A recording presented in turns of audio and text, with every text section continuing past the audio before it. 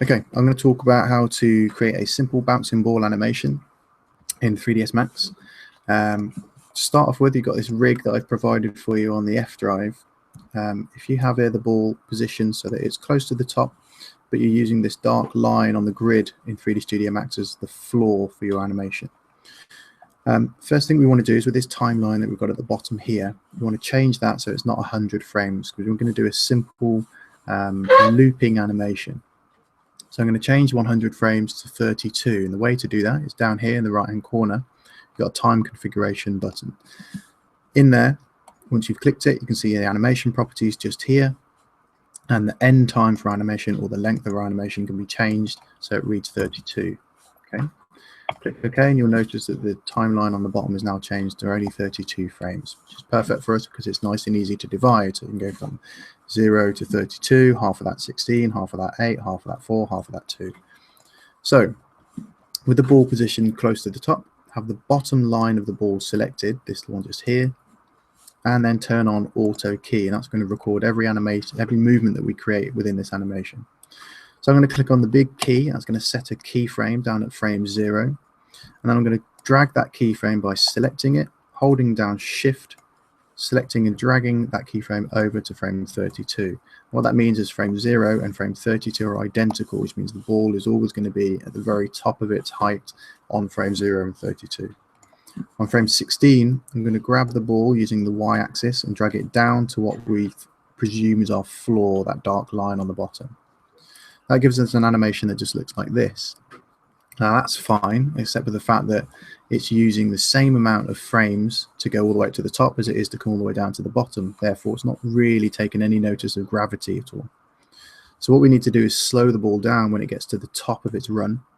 And we just slow it down from when it's exiting the top of its run, to as if the force from the ball bouncing back up is fighting against gravity before it pulls it back down again. So the way to do that, quite simply, and in a way it's cheating because we're using 3D, if you move your timeline over to frame 2 and then click on the key, you'll set a keyframe there.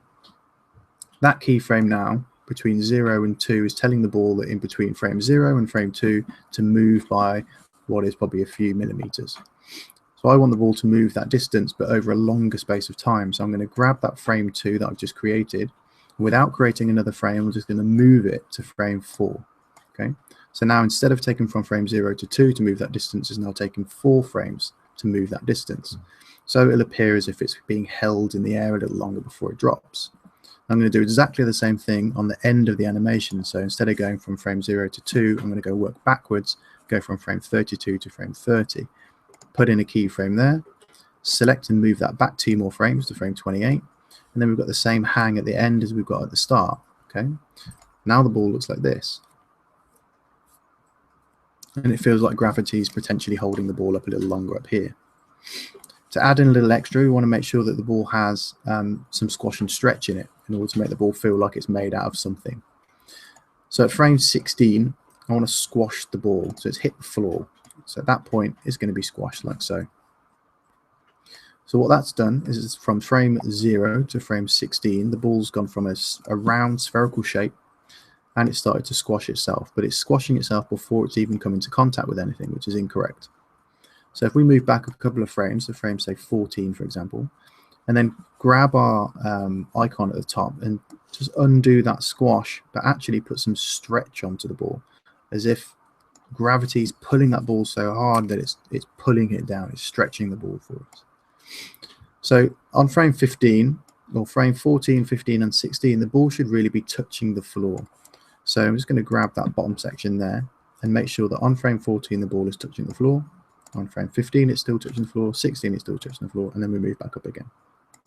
Now what I'm going to do is grab frame 14 and copy that over to frame 18 on both the icon at the bottom and the icon on the top.